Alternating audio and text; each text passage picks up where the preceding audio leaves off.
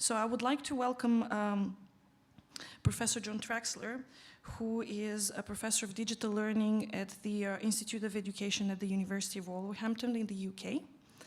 I have had the pleasure to meet him on a seminar organized in Almaty a couple of years ago, and I really appreciate the fact that he knows the region to some extent, but also has an extensive international experience.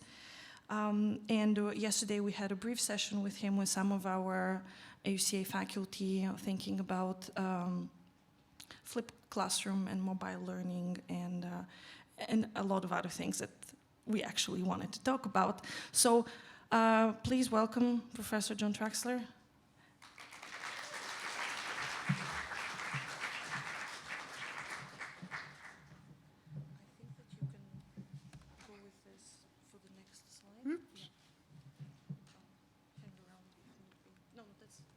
Sorry. I think they will do that.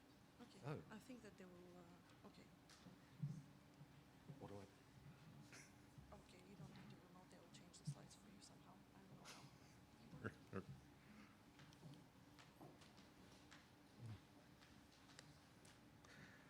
Wow. Good morning. Thanks very much for inviting me, and thanks very much for the opportunity to engage with actually what in many ways I guess is kind of geographically, culturally, institutionally and professionally diverse group of people. Right, thanks. Okay, so yes, I'm taking the opportunity to explore what digital literacy might mean. And I'm very conscious that there are lots of ideas around it, lots of definitions, lots of implications and lots of omissions. And I suspect those implications are slightly wider, well, they were wider than I thought of originally, and they're probably wider than you might have thought of originally. And I want to put those into maybe a cultural and a contextual framework. And hopefully that's something you can take away with you. Okay, so here we have. Am I in control? Am I driving? Yes. Right, I'm driving. Right. Okay. Where can I start? A definition, of course. Okay, this is one definition, and it's only because I've got to say something to orient you, rather than giving the impression this is definitive. It's not definitive, and actually, what I'm hoping we come away with is some greater understanding of what it's not saying, what is omitted, as well as how specific, how culturally specific it actually is. So let's have a go. Digital literacy is the interest, attitude, ability of individuals to appropriately use digital technology and communication tools to access, manage, integrate, analyze, evaluate information, construct new knowledge, create and communicate with others. And I'm hoping maybe in many, many senses we'll all go away thinking how impoverished that is, how it's just not adequate and there's not enough there. And any experienced educator will realise just straight off the bat that appropriately is always a giveaway. It's, you know, one of those weasel words that you find in regulations along with normally. And I suppose also one of the things that worries me straight off is the fact it says individuals. It doesn't say communities, for example. And there's lots of other stuff, so let's move on.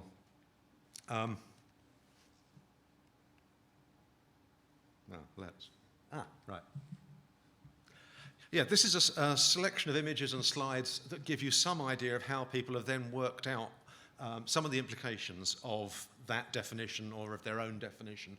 And they mention a variety of things which begin to kind of explode that whole space.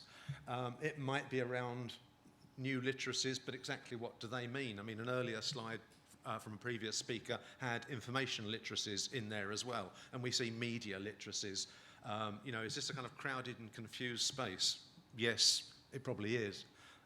We see a reference to coding of all things, you know, which on one level seems to be quite technical, technological, and on the other hand, I hear a kind of fight back within the education sector, code or be coded. You know, is this a form of active engagement with technology, and what we've previously been doing is merely consuming it? But is coding part of digital literacy? Well, it depends on our definitions. And I come, actually, ironically, from a background of adult literacy, of the written textual sort 30 or 40 years ago. And we saw literacy as the manipulation of symbol sets. That was a different kind of definition, that it was the manipulation of sets of symbols. And in the case of literacy, those symbols were just letters. And maybe it was just trendy and fashionable, but as soon as we saw the emergence of a literacy campaign in both Europe and America around adults, we also saw the invention of something called numeracy, which was a different symbol set, which was the symbol set of numbers. And then, God help us, we saw, well, we didn't see, luckily, actually, the emergence of something someone was calling graphacy, which was the kind of understanding and manipulation and the production of images as well. And, fortunately, some of this didn't take off. Oh, sorry, that was my fault. Yeah, so the idea of manipulating symbols is implicit in the idea of literacy. But, as I say, there are other implications, overtones, connotations, digital learning, blended learning, connected learning, something to do with all of those, quite possibly. And then you see people breaking it down like this. And they've introduced the mention of criticality there, critical thinking and evaluation, and of culture and society, cultural and social understanding. So this is beginning to widen, luckily. And the inevitable kind of mind map. But again, you see operating systems, Windows. Oh, sorry, me again. Oops. Android. This is going in quite a lot of different directions. And again, a kind of, essentially a list. Okay, I'll stop handling this and maybe we can all calm down. One of the things I was conscious of in working in adult literacy was actually the extent to which it was potentially a vehicle for the, if you like, dominant political ideology in the 1970s or 1980s. And governments were producing strategies for literacy, and these were being critiqued at a variety of different levels. I mean, some were being critiqued as an education for political conformity, and some were definitely being driven by an economic agenda. The reason for helping people or getting people into reading was to getting them into jobs and paying taxes. And that undertone has continued into the development of digital literacy, certainly in the way I'd see it in the last 5-7 years in the UK in the university sector, where to some extent what's now called digital literacy has merely co-opted what was basically the introduction to IT course, which again was actually just a code for Microsoft Office a lot of the time. And that thrust has actually been continued because, again, we see a political agenda driving education in the UK and parts of Europe, which is about, quotes, jobs-ready graduates. So if you work backwards from, okay, what do we need for jobs-ready graduates? Well, on the one hand, there might be the technical skills, Windows, Android, etc. But there might be also a kind of set of social relations about what education is for. It's for entering the economy and servicing the economy and getting jobs. And that has continued to colour much of the development of digital literacy, certainly in the UK. And unfortunately, it makes assumptions about education which are kind of rather contradictory. On the one hand, we seem to be there to service the economy and to put people into jobs, and on the other hand, we're not recognising, as someone pointed out a minute ago, the extent to which those jobs are being eroded by that very technology. And so we're seeing, in a sense, a digital literacy curriculum intended for employment, but not recognising that we need a digital literacy curriculum for unemployment. What is it we're going to creatively, constructively, and usefully do with our lives when we haven't got jobs? And yesterday I mentioned the idea of the hollowing out of the labour market, which is a phrase from economists in the UK, which is about the fact that IT, increasingly the Internet of Things, artificial intelligence, performance support tools, are taking out the breadth of jobs in the middle and only leaving kind of brain surgeons and toilet cleaners and not very much in between. And the role of education in getting people, of promoting social mobility, of getting people slightly further along, is problematic if there isn't any further along in the middle. There's only the two extremes. Sorry, that's a Eurocentric depiction, possibly, or a global northern depiction, and we'll come on to the global southern ones in a minute. But seeing digital literacy as useful in servicing education and then not worrying about what exactly is education for is possibly answering the smaller question without addressing the bigger one. This is a kind of Bloom's taxonomy version, if you like, of digital literacy, starting with identity, which we'll come back to, and then access and a variety of things in between. But again, this is quite popular. This is from Rona Sharp and Helen Beetham, seeing it in purely personal terms. So whilst I would kind of endorse some of their ways of looking at it, I find the kind of individualization of it a bit problematic. There's a lag. Okay, more words, and that probably sums up some of the ones I've been using, as does that. That one talks about proficiency. So there is, however much one might kind of try to fight it back, there's a skills, competency, proficiency element to a lot of the discussions about digital literacy, in part because they're quite easy conversations to have. You know, it's a lot easier to test someone's digital skills around ICT proficiency than it is their kind of, I don't know, political or social or cultural or creative awareness and skills. Another hierarchy. Oh, okay. Ooh, sorry. I'm usually fairly disjointed. I'm now really disjointed. Okay, so I just put that there to remind me to stop and kind of summarise where we are. That was some definitions, and I've attempted to problematise them. And they are definitions, I guess, largely in the context of Western Europe, North America, or if you like, of the global knowledge economy.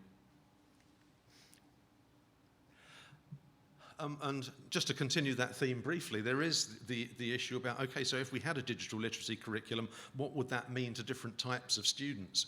And we've had the digital natives, sorry, I've forgotten what the other one is. Thank you. But luckily largely debunked. But certainly in the UK, as an antidote to that, people have been researching, gathering empirical data, doing cluster analysis, and have come up with this instead, visitors and residents, and been talking about the fact there's a quite easy spectrum taxonomy that would talk about our students or anyone else actually, talk about our students as people who are either kind of resident in that cyber world or merely visit it. And as the analogy first used, this was work by David White and Alison Locorno, was about a garden shed. I don't know if it's a particularly English metaphor, where on the one hand, the visitors would go into the garden shed, find roughly the right tool, not feel at home, leave, go and use it, and find they'd used the wrong tool. Whereas the residents would be permanently in their garden shed, would be completely familiar with the tools. It would be kind of where they live their lives. They'd take their sandwiches, they'd bring a flask, and they'd feel utterly at ease. So if you can transfer that metaphor into a digital world, that's kind of what we've been finding with empirical evidence. And then people have then tried to map that onto different tools and the way they are used. And again, there. So this is quite thoroughly developed in UK higher education as a way of saying what do digital tools, what do digital skills, and what does digital literacy mean across the curriculum for the wealth and the variety of students that we get. So again, some more. Okay, so having talked briefly about, if you like, my culture, what there is of it, we have to recognise there are, of course, other cultures. And I suppose I ought to be at this point apologetic or unapologetic for thinking largely in mobile terms. Apologetic because that's kind of the direction I'm coming from, but unapologetic because actually for most of the people in most of the world, mobile technology is the digital technology they use. And if digital literacy has a meaning, it's going to be mostly a meaning in terms of that digital mobile technology. Okay, so there are other cultures.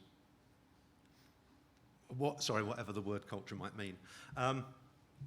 And if you wanted to seek ways of saying, okay, it's not perfect, but there are established ideas about thinking about digital literacy, how do they work in other contexts and other cultures, then I frequently resort to the work of Hofstede, not because I believe in it, but just because it's fun, who characterizes culture saying, yes, they're all different, but how do we tell they're different, and how do we measure the differences and the distances between them? And boiling it down to, okay, there are some cultures which are highly individualistic, some which are highly collectivist, and some which are in between. It's an axis. There are some which are highly risk-taking, and some which are highly risk-averse, and some which are in between, and it's another axis. There are some which are highly authoritarian, and there are some which are highly consensual, and there are some in between. And there are maybe 6 or 7 of those. And you could ask, okay, how do the ideas of digital literacy travel if you took that kind of perspective? And this is a graph of just 2 of Hofstede's axes, which are the uncertainty avoidance, or the risk-taking one along the bottom, and the individualism one on the vertical axis. And people have then used the data that's empirically derived to put countries on that graph. And clearly it ought to be a 7-dimensional graph, but that'd be a bit tricky. And you could just ask, okay, well, it looks like Great Britain, the US, Australia, Canada are in one of those bubbles in the bottom left-hand corner. And if you're asking how appropriate or how distant are the ideas of digital literacy coming out of that cluster, then you're essentially asking how far is your country, your culture from that homeland in the bottom left-hand corner. And so by the time you're looking at, I don't know, Korea, Taiwan, Thailand, you're way up in the top right-hand corner, a long way. I'm not sure, though, having said that, this is specifically about national cultures. Having said that, and I don't believe a word of it, but having said that, you could argue that higher education imposes a culture on its learners anyway, and maybe that's a kind of good, easy fit when you're imposing an essentially European culture onto European students, and maybe more problematic when you're imposing a European culture on Argentinian students. There are a variety of other theorists, if you like, talking about culture, and maybe my question is still the same, that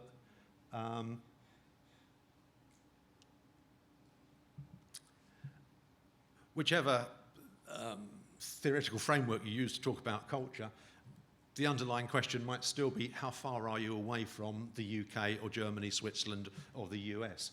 And again, by the time you've got to India or the Philippines, on this version, or Chile or Sub-Saharan Africa, you're a long way from it. And so these ideas about digital literacy coming out of, especially, well, mainly higher education in Europe and the US, and maybe in the school sector to some extent, will have to travel a long way and change quite a lot in the travelling in order to have some relevance and alignment.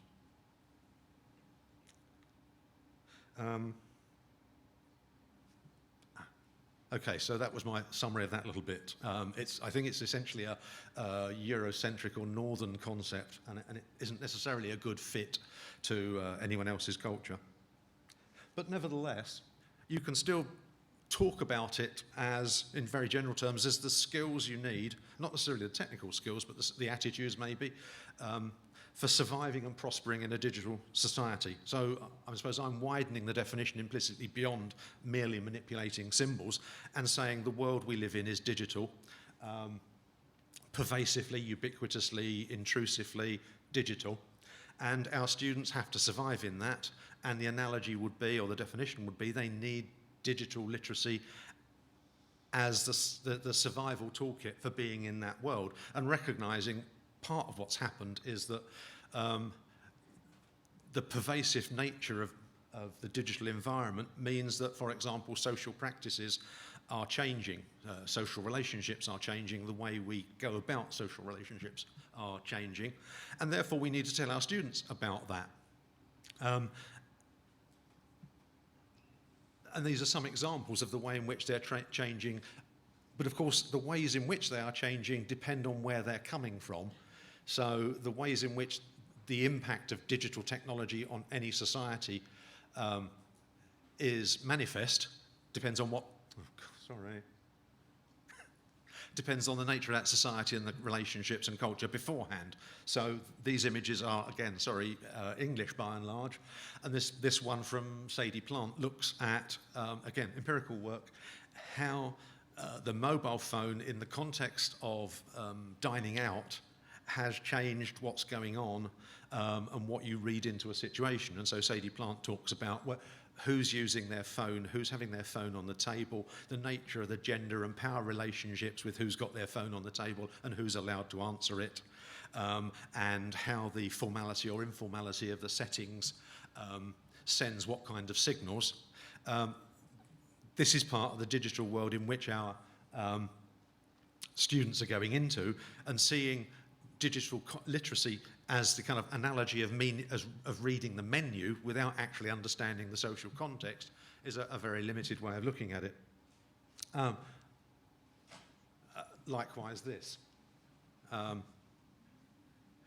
Some of what we do in a social context with digital technology is not rational, but nevertheless it happens, and we need to be able to, if you like, read those situations and not be, if you like, digitally, socially incompetent. And this is a very English one as well. It's called enforced eavesdropping, and it's that situation where suddenly, if you like, mobile digital space intrudes on social space, and someone has an incoming telephone call on a commuter train, and it turns out to be about them getting divorced, and you hear half of divorce conversation at considerable volume in actually a public space. And the English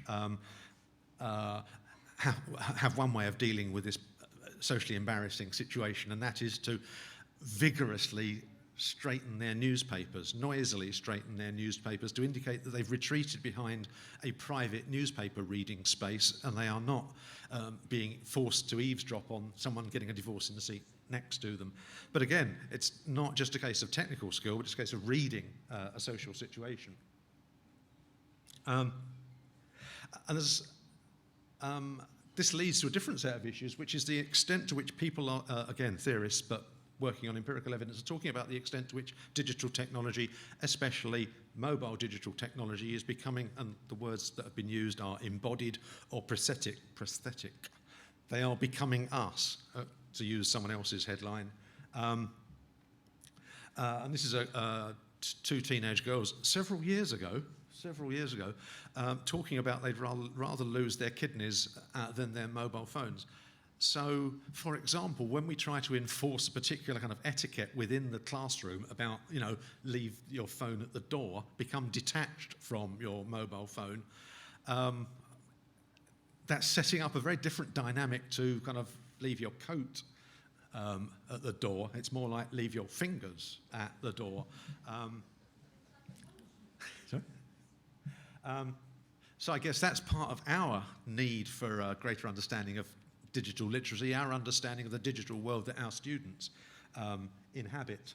Actually, many years ago, about 15 years ago, I was told that people in Nokia, because everyone has a mobile phone and they're kind of very personal, Nokia were referring to mobile phones as our new private parts. But then, look what happened to Nokia.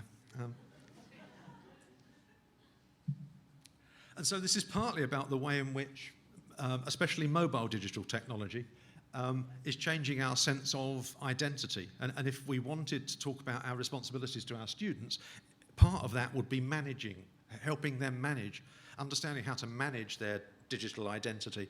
And this is a very old one, but the text says, on the internet, no one knows you're a dog. And that's partly the way in which the internet gives us the opportunity to generate different identities.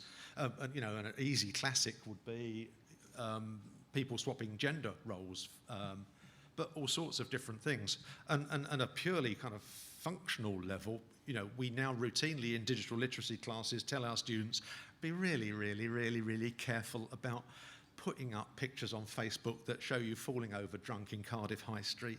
Your next employer is going to say, can I see your Facebook page? And you're going to say, oops. So even at a kind of very easy level, this is quite significant.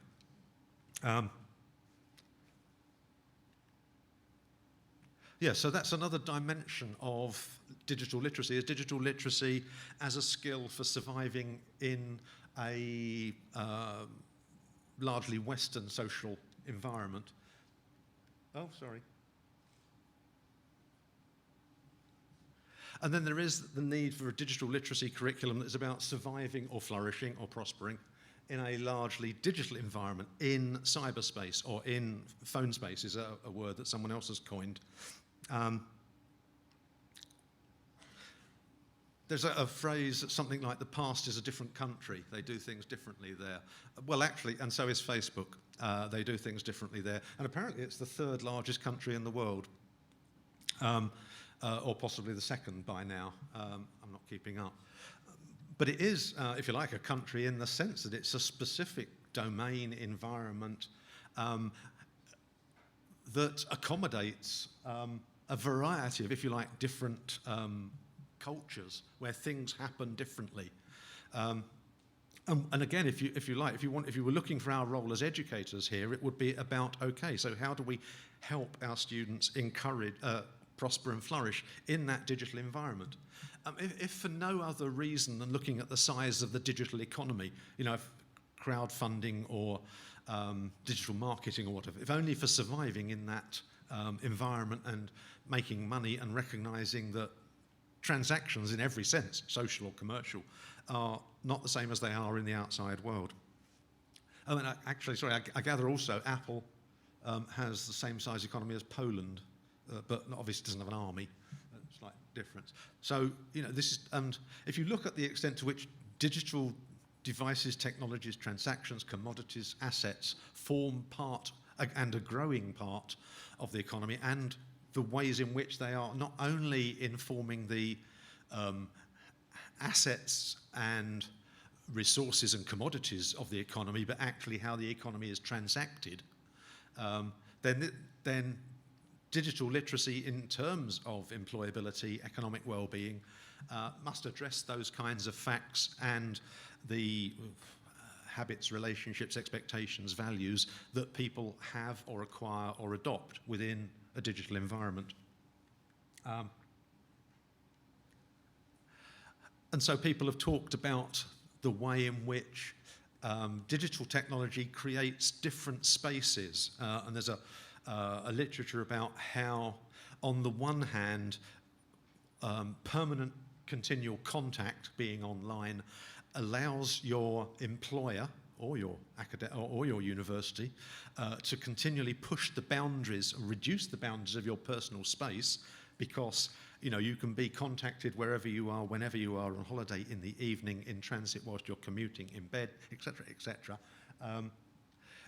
It's redefining your personal space because your employers and other external and formal agencies are pressing on it or colonising it. And on the other hand, the technology also allows us the opportunities to recolonise our public spaces.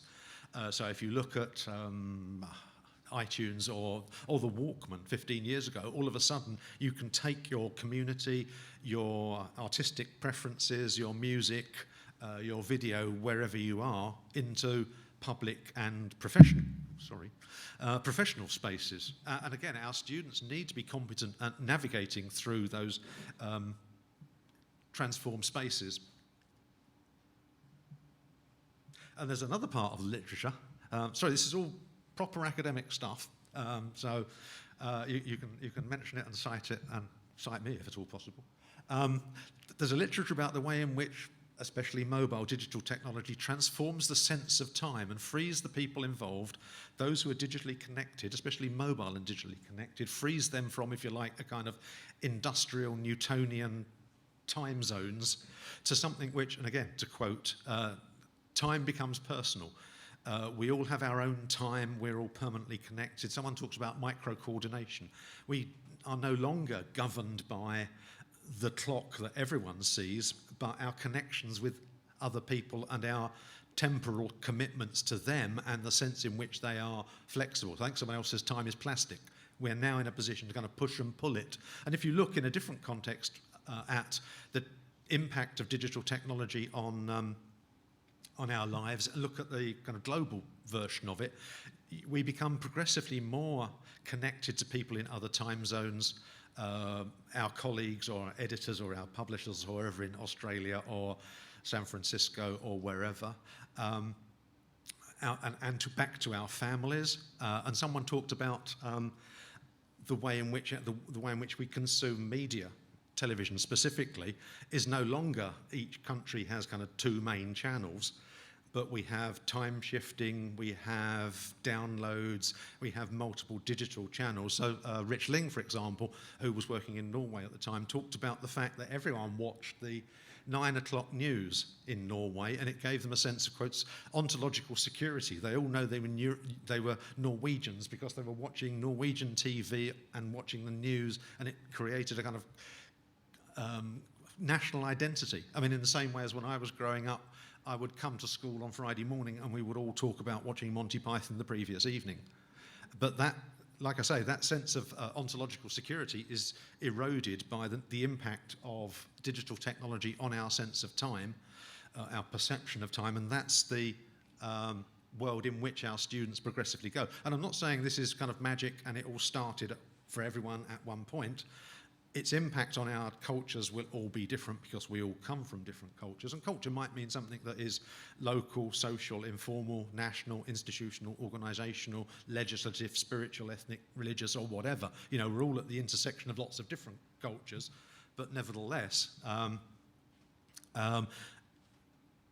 digital technology will impact on all of those. And I think the Pope started using SMS 20 years ago. So, you know, like I say, and you could do puja using SMS again about 20 years ago. So, you know, the impact is pervasive. And it has an impact on, sorry. Oh, God. Right. Yeah, and of course, the impact of our lives of digital technology is not necessarily what was intended.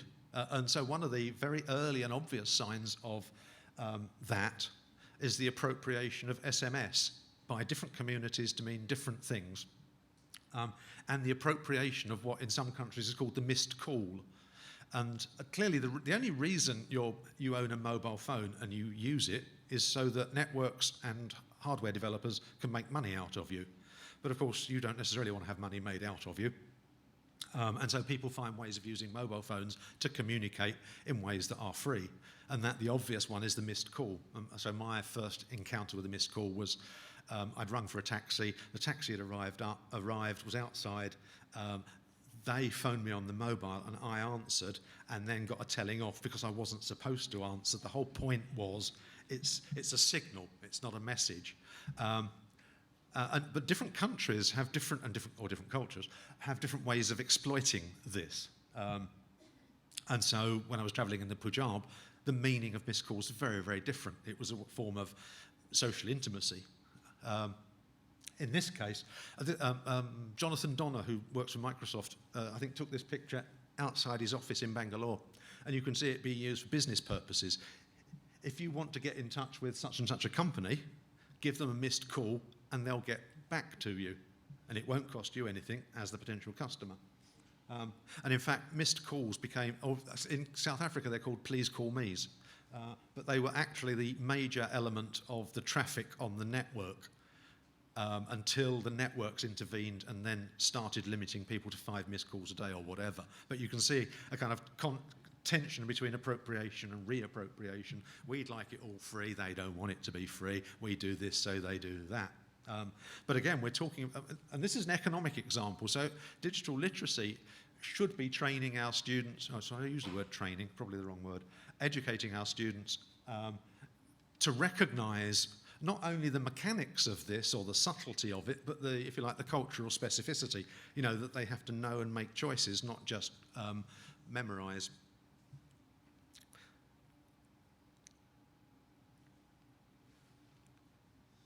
Oh, and of course you see the emergence of different, if you like, genres. You know, so you can see the demise not only of technologies, I don't know, like sat-nav even, or the CD player or whatever, but also the demise of various genres of expression. You know, who sends postcards these days? Who writes laundry lists or shopping lists on the back of envelopes anymore? And the rise of other genres of expression. So the selfie or the blog, etc., etc.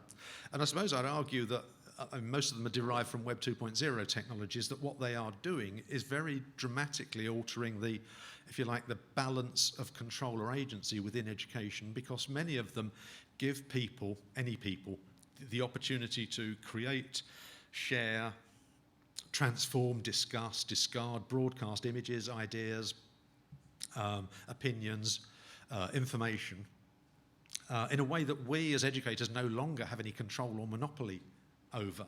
That, you know, if you wanted to quote Star Trek, you'd be saying, this is education, but not as we know it, Captain.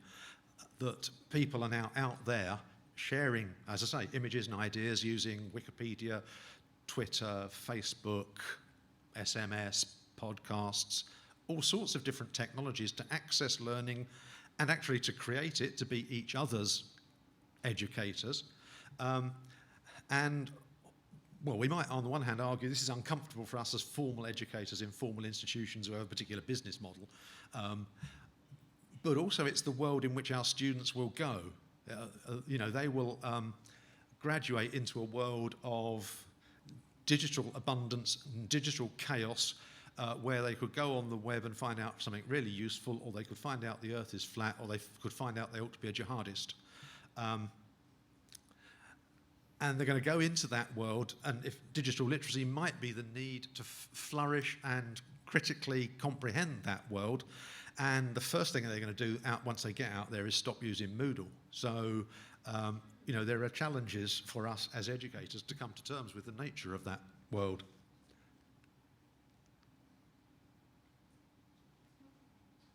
Did I press? And obviously this also has implications for the nature of political, if you like, political organisation, political power. And you see the increasing rise of digital participation in politics. So this is an example from, I guess, Egypt, of the Arab Spring. And I know it's become a lot more problematic downstream than it was in its early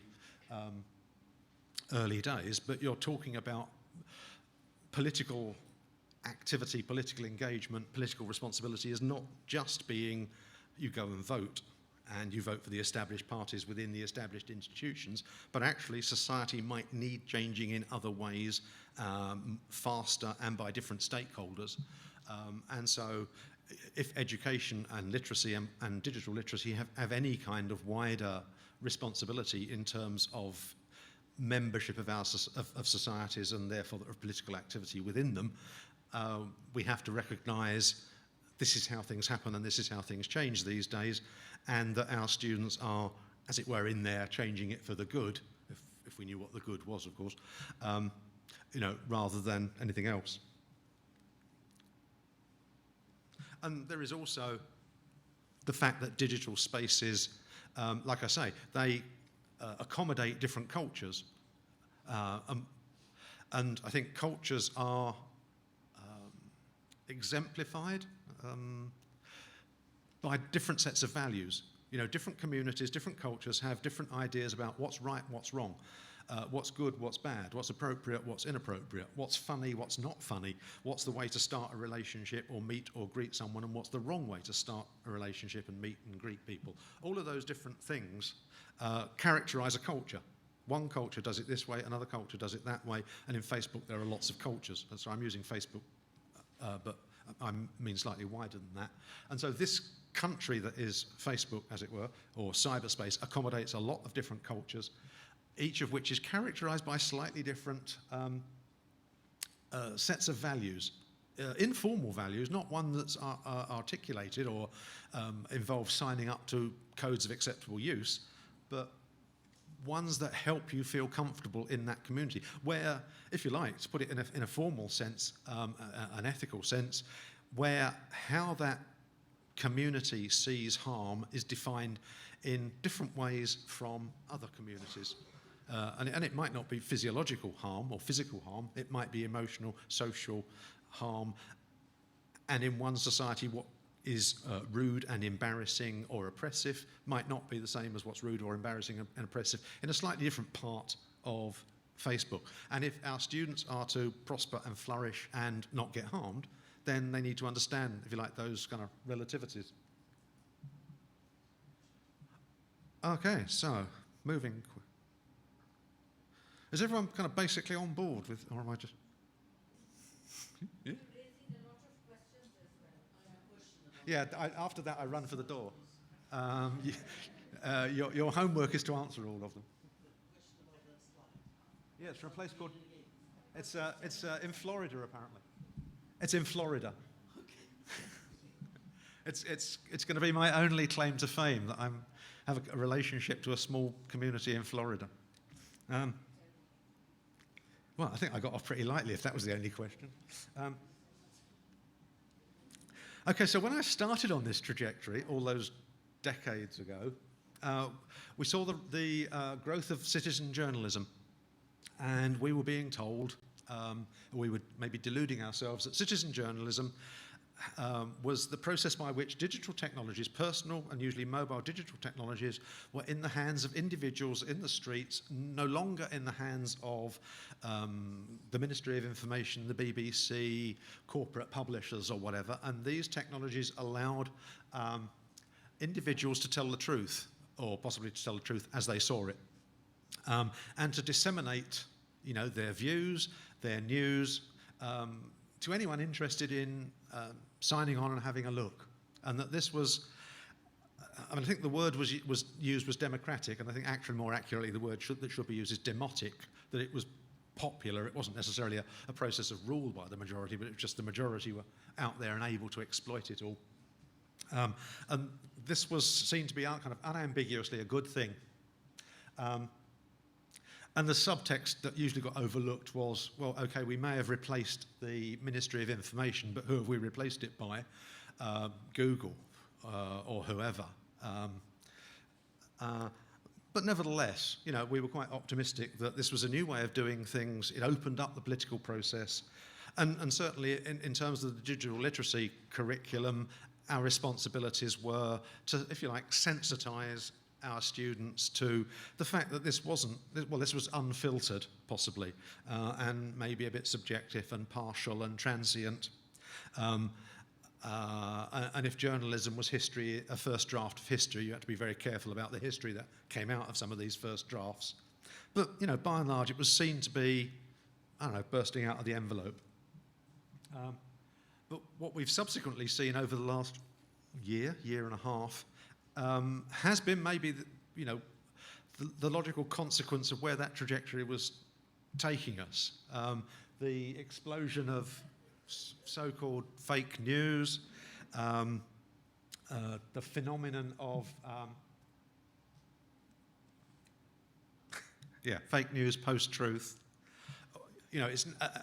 Maybe we're just lucky it's entered the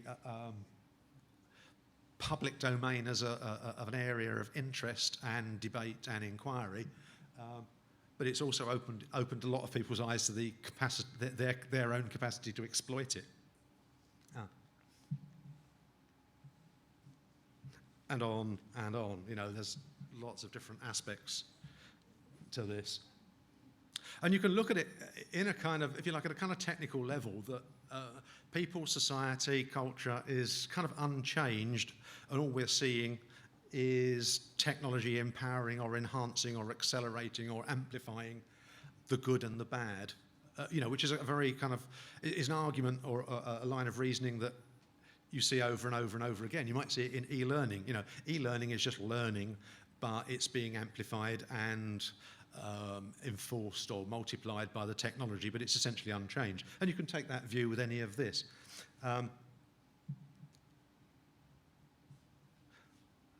Another example, I think that's the Al-Aqsa Mosque in the background. I work in the Middle East with the Palestinian refugee community, so I've encountered Hamas and Hezbollah. But I'm conscious, on the one hand, that we've seen several incidents of what's been called a cyber intifada, where an oppressed minority of the Palestinian community have, if you like, resorted to mobile technologies as a way of managing their insurrection, if you like. But I'm also very aware that what I'd call Daesh, but some people will call IS or whatever, had 400,000 Twitter accounts. So if you were arguing that digital literacy is about critically understanding what's going on, and that internet radicalization is a significant problem, and it's a significant problem in my university because we have a large Muslim community, for example, several of whom have ended up in Guantanamo Bay, then you can see where there is a clear need for critical digital literacy. Oh, but then once you look at this slide, it takes you in a slightly different direction, because there's a very significant line of argument that says that pervasive digital technology, in its capacity to transform the relationships, the power relationships, the knowledge relationships in our society, is moving the global north, the developed world. So I'm sure you get the general drift.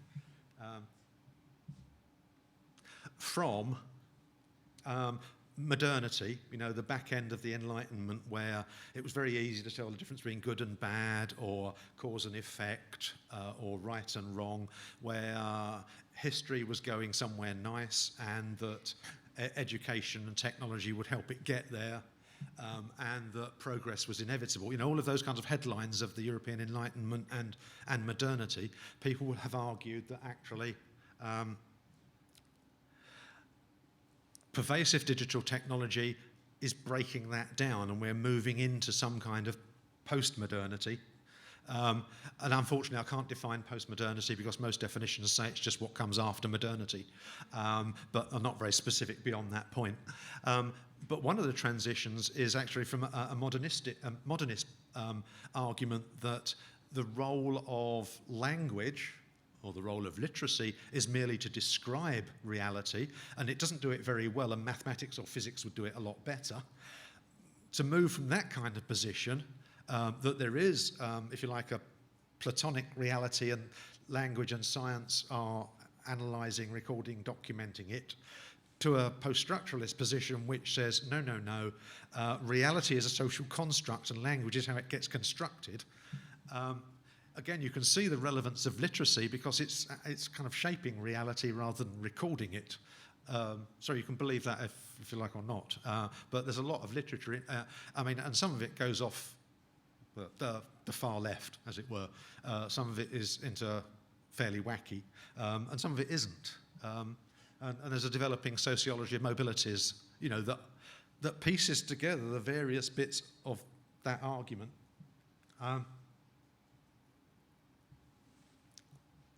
But it's saying that our students are moving into a more epistemologically complex world, and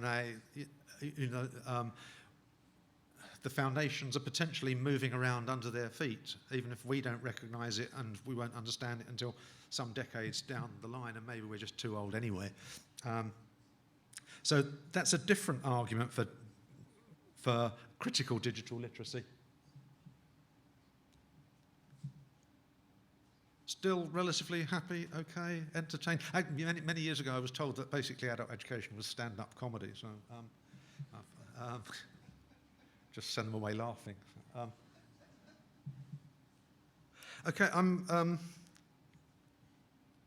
concerned about the impact of digital technology, pervasive, intrusive usually mobile technology, on, if you like, marginal, indigenous, fragile communities, and arguing that the nature of digital literacy, the digital literacy curriculum, ought to involve empowering or preserving them in the face of what is essentially a global monoculture built around, if you like, post-capitalist corporate values and its technologies.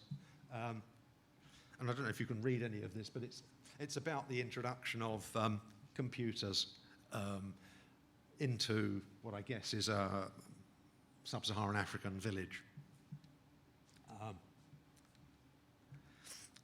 And at this level, you can see it as essentially threatening. And I don't want to leave it at the merely threatening. A different version, this is the British, I hate to always get the blame, but arriving in Australia, I think it is. We're here to show you how to fix things. And clearly, the locals didn't realise anything was broken. And many years ago, I found myself at a conference in Africa saying, oh, well, mobile digital technology has extended the reach of learning. It has drawn new communities, individuals, regions into learning. And I realised, oops, what I meant was bringing them into our learning. You know, it was a kind of Columbus discovered America kind of error, if you see what I mean. And so this is a kind of extension of that kind of line of reasoning. And it's very easy. If you look at sub-Saharan Africa has 400 languages, and 200 of them are endangered. You know, they're down to the last 3 grandmothers or whatever. And some people have used the image of, you know, if we think that empowering their communities is connecting them up to the global information highway or the global knowledge economy, then we ought to think again. This is essentially connecting them to the fire hose. That digital literacy ought to be about the kind of cultural resilience that, if nothing else, allows them to understand what's going on and to maybe confront what's going on and to think twice about it. And some people are thinking twice about it, if you like. That it's not all bad news in the sense that many indigenous communities or First Nation communities are using digital technologies to preserve their language. In lots of different countries or continents, I mean, if you like, the Tuva, just down the road in Mongolia, you know, they have digital dictionaries, they can have digital downloads, podcasts, and I think, but on the other hand, and you can still see some communities disappearing, their languages, their traditions disappearing. And I'm not sure if I've discovered a kind of empirical law about it. I think if they've got a technologically savvy diaspora living in the USA, they're okay, they're safe. They'll have an app pretty soon. But if they haven't, it's much more problematic. Their language could disappear. And again, digital literacy, I think, is for them part of understanding that dynamic and being critically aware of the choices they need to make. Because I'm not saying they need to opt out, but actually they need to recognise that, okay, there are opportunities and challenges within the global knowledge economy, and there is also the issue of preserving their community, their language, their traditions, their epistemology, if you like, or their patterns of learning.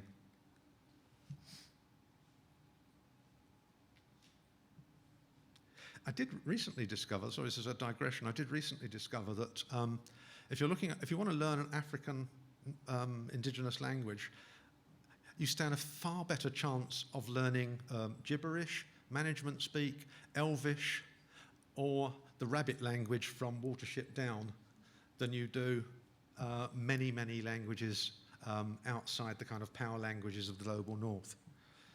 Sad. But I guess also that digital literacy for other communities, for marginal and fragile communities, needs to engage with a conversation which is something about does this technology represent a Trojan horse, which I suppose is what I've been saying. And speaking to people from Hamas in Gaza, they think yes. I mean, if you take the argument that every technology embodies an ideology, and sometimes you can overwrite it.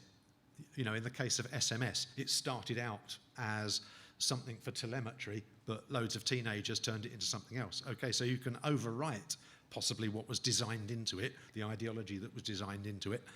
And therefore, any educational technology embodies an educational ideology, a pedagogy. And people from Hamas have argued that, yes, absolutely, and therefore you can't just have educational technology transported or transplanted into their Arab communities. You can't take the Western values out of it. It's intrinsic. And they're not, and Hamas are not a marginal community or a fragile community, far from it.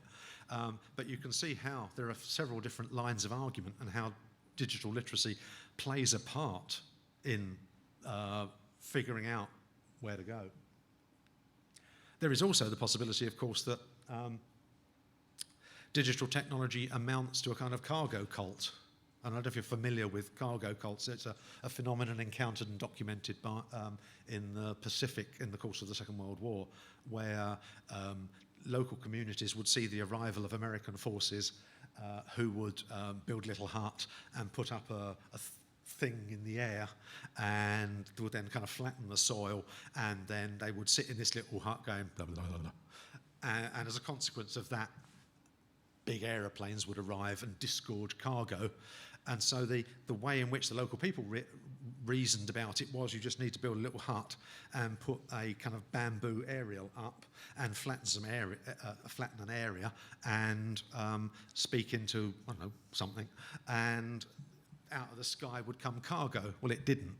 But I don't know to what extent digital technology is carrying other cargo, if you like, or freight, to use a kind of the way sociologists might talk about it. And again, whether digital literacy involves being critical about those aspects. And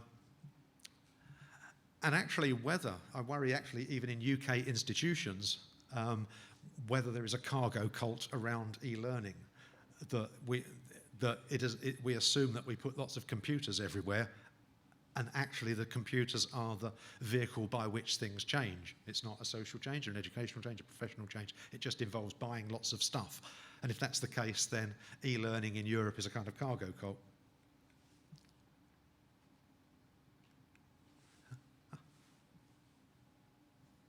Okay, oops, fine. Finally, some remarks about, and this is actually returning to the more obvious, if you like, that the idea that digital literacy is the foundation of learning, and in a digital society, it's the foundation of digital learning. And therefore, we need to ask whether it is, and what would be the digital literacy curriculum that would support digital learning. And then you've got to recognise that actually learning takes place in a variety of different forms and formats, different pedagogies. And it's quite easy to start from this version of pedagogy, which is the, if you like, the classical e-learning as imagined within our universities, within the developed world, within universities, colleges and schools. It's the conventional version, and there's no reason at all, I don't think, why digital literacy shouldn't underpin this. I mean, it's fairly straightforward. There, you could argue they're almost inseparable, or coterminous, or whatever. Sorry. But some of the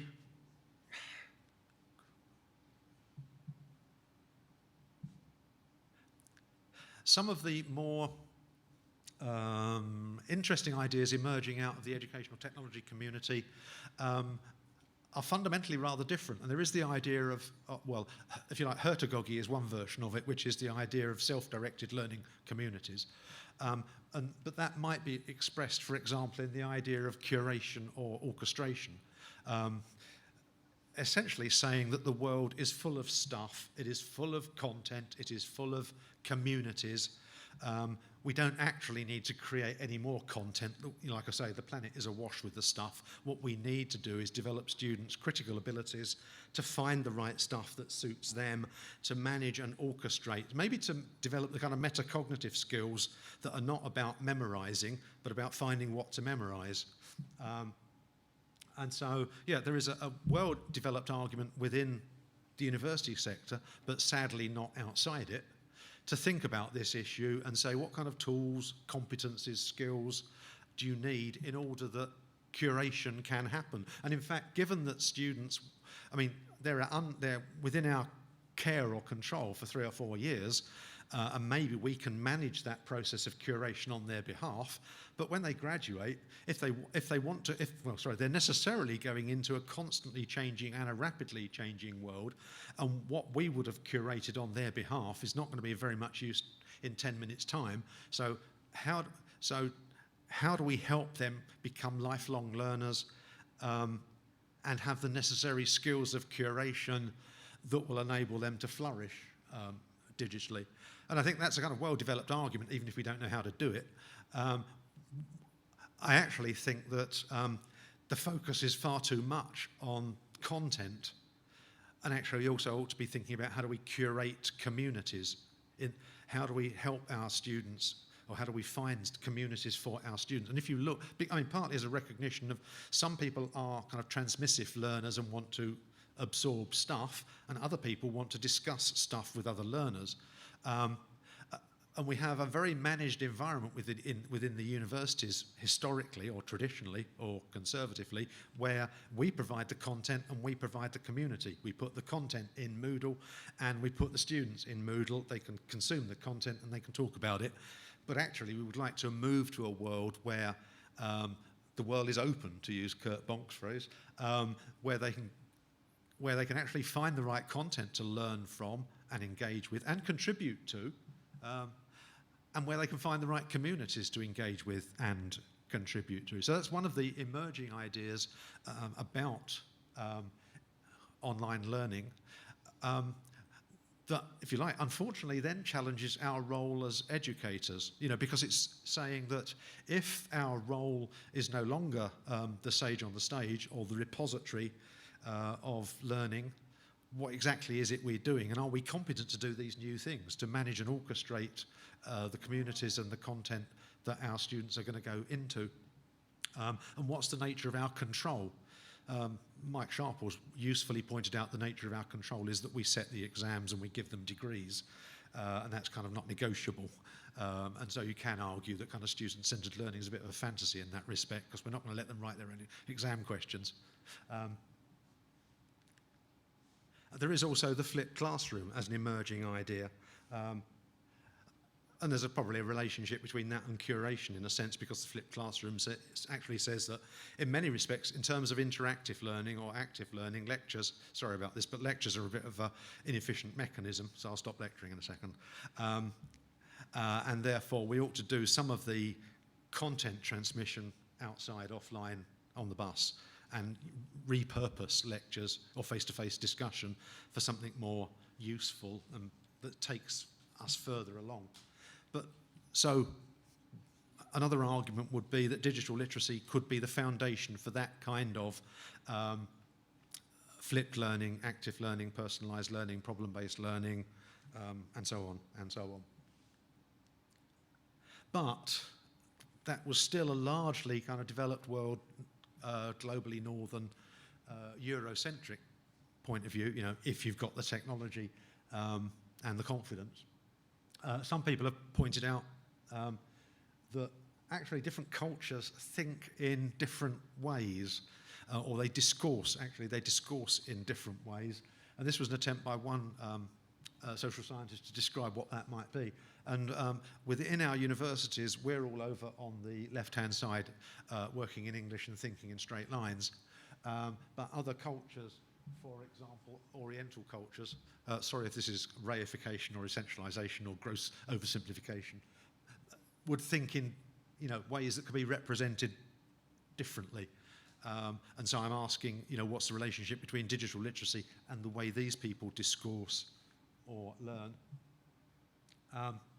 And what is the alignment between digital technologies, digital literacy, and learning in other societies and other communities? And much of Africa has a very didactic, well, sorry, there's a paradox. Much of African education systems is very didactic. The teacher talks for 95% of the time, and for the rest of the time asks the boys in the class a closed question to which the answer is yes or no, and then carries on. But there's also a kind of idea or a myth that people in Africa, communities in Africa, learn informally by a storytelling, narrative-centered kind of way of learning. And so to what extent does digital literacy help reinforce, support that way of learning? And the same is true of, this is in Ramallah, I think. Yeah, this is in Ramallah. Again,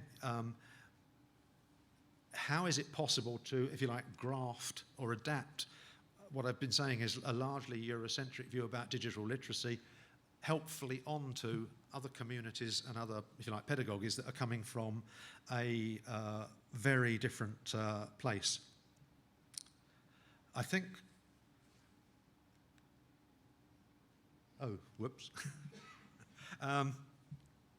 Yeah, and there's a different way of looking at that, and what we've seen in South Africa over the last 2 years within the education system, but actually within the nationalist movement in South Africa, is remarks about decolonizing the African mind, which is a rather more abrasive way of putting it, and the idea that Rhodes and any other colonialist must fall has been part of that. So I'm asking at this point, is digital literacy, as it were, necessarily part of a Western education system, if you like, intrinsically kind of contaminated with a particular set of values, or can we redevelop the ideas so that once Rhodes does fall and we have decolonized the African mind, there is still a version of digital literacy that is helping those communities flourish in a digital world and helping any other community flourish in a digital world, the communities and the individuals. I'll pretend that was the end. It's not, but has anyone got any questions or?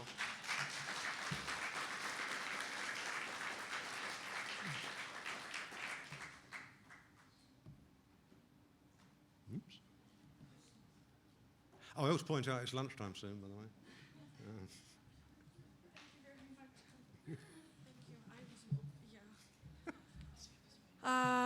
Are you hungry? Yes, Close down. Oh, maybe, okay, sorry, because I thought that we actually have some time for, we don't have time for questions, but we will take the time for questions. We're doing it Kyrgyz style, always a little bit late. So thanks for a really thoughtful talk. My question is about this idea of digital curation, right? And the idea that the world is full of content. And one of the things that I just want to throw out there, it's maybe more of a comment than it is really a question to you, but is that I actually don't think that the world is full of content. I think the world is full of content which has been created by that Western paradigm that you're actually talking about, right? So that one of the things which is actually interesting for me as a digital humanist, right, about the localization of digital curation then becomes, how do we create content which we actually in other parts of the world besides the West want to curate? Yes, sorry, I think there's two things going on there, and you're absolutely right. The idea of digital content and the assumption that the world is full of stuff is true, but only when you're looking at English stuff, Anglophone stuff. And if you start looking at other language systems, if you look at, I don't know, Wikipedia and work your way through the volume of stuff in each different language, sorry, I live in a Welsh village. By the time I've got to, if you like, the language of my community, it's dropped off the bottom, and there's very, very little there. So that's absolutely true, yeah. And then secondly, I get nervous. So I've worked with USAID, for example, and I hear the word localization, and I'm supposed to be reassured because it sounds like we're working in the language and the values of any given local community. And for example, UNESCO or USAID that are driven by scale and sustainability. And it's kind of counterintuitive to assume that on the one hand, you're going to work in local languages, and on the other hand, you're going to have scale. It doesn't work. And so in the middle, you introduce the idea of localization. And I think in practice, that doesn't actually mean you work in the language of each individual community and country. What it means is, I think you work in English and then you translate it. And I mean, well, we were guilty of this in 2001 on the first mobile learning project in Europe.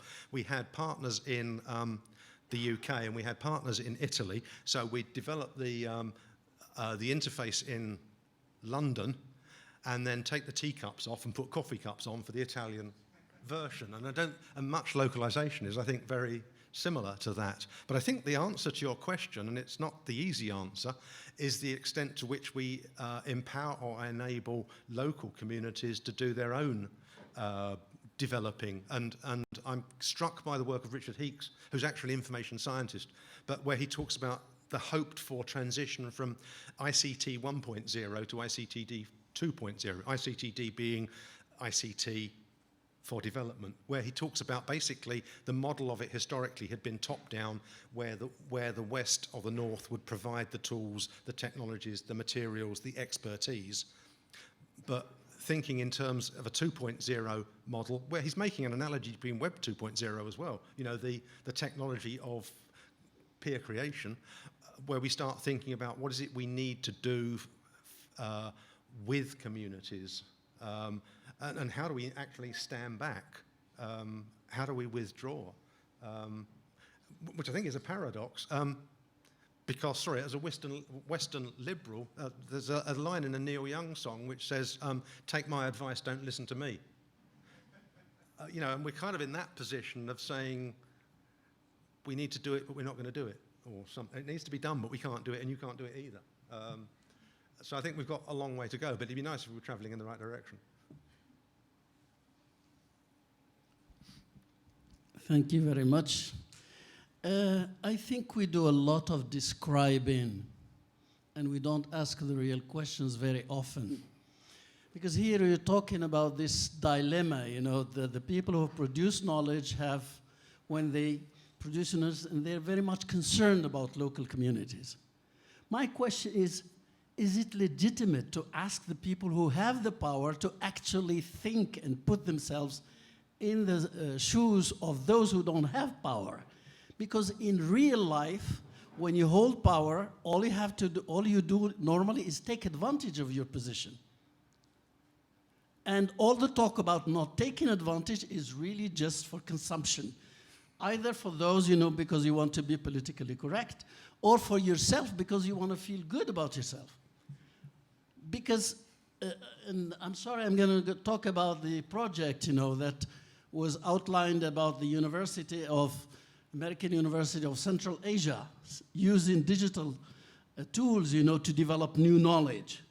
I mean, does it make sense to have an American university developing local sense about Kyrgyzstan, Kyrgyz culture? All those projects that were listed there, you know, remind me of the Mission Scientifique Française, you know, who came to Morocco at the beginning of the 20th century and produced a vast amount of knowledge that was specific to them, that was meant to give them the tools, you know, to dominate, you know, Morocco, ignoring the fact that we did have a large body of knowledge about ourselves, that they never cared to acknowledge in any way or another except to make fun of it. So I would like to say that we're not very far or very different from what was happening at the beginning of the 20th century in Morocco, or at the end of the 19th century or the middle of the 19th century in Africa or Asia. I think we're just trying to talk ourselves into thinking that, in fact, we're better than others. Thank you. Luckily, that didn't sound like a question. Well, not grammatically, anyway, even if there was an implied one in there somewhere. I mean, that sounds like a conversation for your consortium. I mean, if you're saying that, I guess on the one hand, there is an American dimension, on the other hand, there is a global dimension, and on the other hand, the third hand, there is a local cultural dimension. I mean, I guess, if you like, it kind of exemplifies the point I was trying to make about critically striking a balance between the students out here, if they want to prosper culturally or economically, have got to recognise there is a global knowledge economy.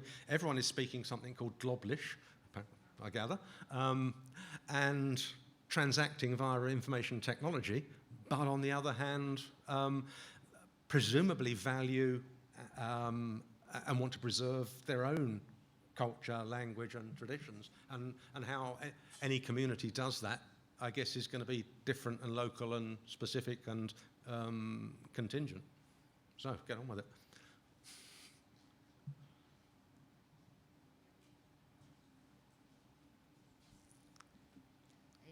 I will change the subject. You talked about how we are using the time interchangeably between work and home and community, but we are still working in the same traditional way from 8 to 5 or 9 to 5, and we still have breaks like lunch break, even though we might be spending time on social media during our work hours, like we are spending time at home working. Do you think this will change our working, the rules of work at one point? Yeah, sorry. I think there is a, if you like, a problem about the credibility or the authority of academic institutions and the extent to which they continue to represent the kind of practices or the expectations or the values of the societies in which they live. And on the one hand, outside the university, we see, for example, students have a particular, very varied and probably very rich digital life and digital experience in some countries, and they come into their institutions for learning and they have a very different digital experience. You know, in the UK, they would have, 5 devices on the go all the time. They will be doing, and then as soon as they get into university, we put them in a box and make them use Canvas. But I think the issue about timekeeping is part of that as well, that the universities are still governed by semesters, exam dates, submission dates, the timetable, which people have argued is a very kind of industrial model of learning. It's a kind of production line, it's a factory. And even that, as a factory, doesn't recognise changing manufacturing processes. We talk about flexible manufacturing, the way Nissan or Saab make cars. That isn't a production line any longer, and we have flexible manufacturing where people work in little teams informally, and yet the university system in many cases still seems to replicate the practices of an older industrial system, of which timekeeping is part. And to some extent, personal digital technology represents the opportunity for our employers, to put it in a different context, that of labour relations, represents the opportunity for our employers to make us more efficient, to get more value for money out of us as lecturers, while still maintaining the kind of framework of an older idea about how to regulate people's activities by the calendar and by the clock. So I think my answer to your question is something like there is a growing tension. Yes. And the business about curation is part of that as well, because we're saying there's loads of knowledge and information out there, and it's silly to come to university and think you're going to get something uniquely informative. You might be lucky if you do, but it's not often going to happen. So again, the credibility of how universities operate is problematic. Does that make sense? Excuse me? Hello? Sorry. Yeah. It's also not a question, more of a discussion point. But I was thinking about we're getting students which are themselves actually the agents of this change. So we have like students which come off even when they come fresh off from school. They are already, some of them are like Instagram model stars. We have students which are repurposing the technology, as you've pointed out, that the SMS boom which was created by teenagers, even before we had any chance, like in the university space at least, even before we had any chance of, well, as you've been bringing it up, so like tell the students to be wary of posting photos of themselves drunk on Facebook. And I'm trying to make a connection to the point that when the students which are now nearing the end of their studies, they will get up new startups, new companies, and they will be the employers. And I'm just bringing up the point that we need to be critical not only of like what do our students do, but we also need to be critical like they are the agents of change, and we don't need to. I don't think we have to like push them to conform to the standards which we have already in us. I would just want to bring up a point that they are the agents of change, mostly in the new technological world, and we just have to get to them to be like thinking, where will they lead this change? Sure, yeah. It's more I certainly agree. I mean, surely. in the UK, there is an organisation that talks about students as agents of change, and looking at, I guess trying to solve the problem, which we have never ever solved yet, about how does change take place, and how does change take place around technology in education, in universities, and it's been really quite difficult, and in schools as well, because I guess the youngest and most junior teachers are likely to be the ones who are most innovative, but they're also likely to be the ones that have no status within the institution because they've only just arrived. So they've got lots of new ideas, but everyone else is more senior and older. And so thinking that we can change education through the process of teacher development can be problematic, because although the teachers are younger, they're also inferior. We can look at policy change and strategic change, but then you're asking managers and directors to change, and they are often quite risk averse. People have told me that it only takes one mistake in the career of a quality assurance department, and that's everything stopped until those people move on and change jobs, because careers are at stake. You can then, as you say, look at the idea of students as agents of change, which I think is exciting in some respects. But I mean, like every other community, students are both quite radical and quite conservative. And they're also quite focused on employability in the UK. And I think there are a lot of stakeholders that are quite conservative: employers, parents, governments, ministries, for a variety of different reasons. In the UK, part of the university sector, if you looked at the demographic, which I did once, there was a bulge at kind of 27, 25 new lecturers, and then there was another bulge around 55, 60, 64 of old lecturers. Well, you're not going to change them because they're 3 years away from retiring. So I really don't understand how change happens. I think it's quite problematic. And we used to have, before kind of 2008, we used to have lots of money and ideology around innovation. But we learnt that actually it's quite easy to have small-scale projects, short-term projects that innovate and seem to work. But inevitably, there's a big problem crossing the chasm to reach, I don't know, the career teachers or the majority or the ones that aren't interested in something new and exciting and difficult, but are interested in something old, but can you make it slightly easier, please? So I really don't know. I mean, that's part of a lot of different parts of the problem of change and innovation, is that we haven't done it very successfully, and it continues to be a problem. I have just a very quick comment to make. I mean, I'm not very digitally very bright, but I see that you're talking, I think it has a bit, the digital tools and the digital literacy has actually confused the debate of where education needs to go. 40, 50 years ago, we thought globalization was happening with the way we were going, but something we did wrong in our educational systems, curriculum or call it whatever you may, that we are getting increasingly divided.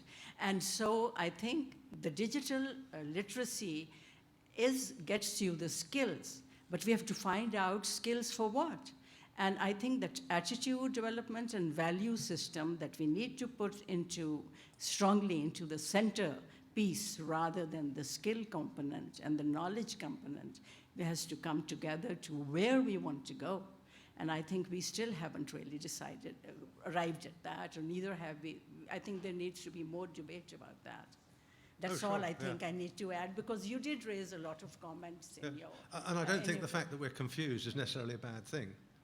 You know, you might argue that education is confused. You might also argue that it's been problematized and we're actually beginning to confront things that have been swept under the carpet. We assumed a kind of cultural and economic uniformity, you know, a particular paradigm that we thought was successful and, you know, had been working since 1945. And the fact that some of us are thinking it doesn't, and we're confused and unsettled, well, that's postmodernity for you. Thank you very much, John, and thank you all for your questions.